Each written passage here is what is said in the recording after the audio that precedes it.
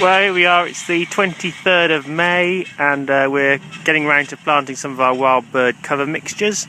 We're in a field called Curso up here. We're right up on the top of the hill.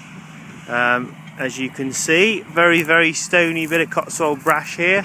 We're putting on two different mixes, so Gord's here putting on spring barley and Triticale, and then Derek with the carrier and the bio drill is following along behind with millet and mustard.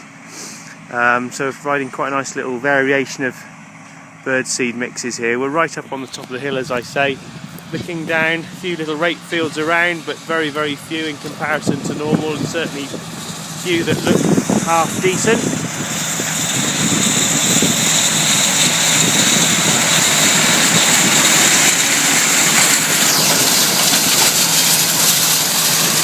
So we're putting it in with two drills as opposed to one, so that the cereal seeds, the barley and the triticale, can be planted at about an inch and a half deep, and then Derek's coming along and pretty much broadcasting the small seeds, the millet and the mustard, just in on the top, and then we'll follow up with the rolls.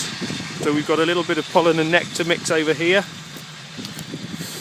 as well. And for the 23rd of May, well, as everything is really this year, it's so far behind.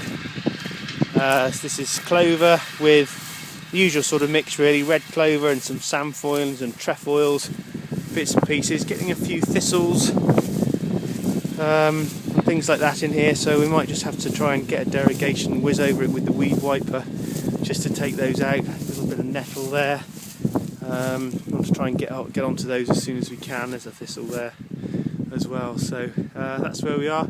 Some real good storms whizzing around at the moment, bits of sleet, bits of, well, almost like snowy, haily stuff in them as well, so it's pretty cold for the time of year, but we're getting there.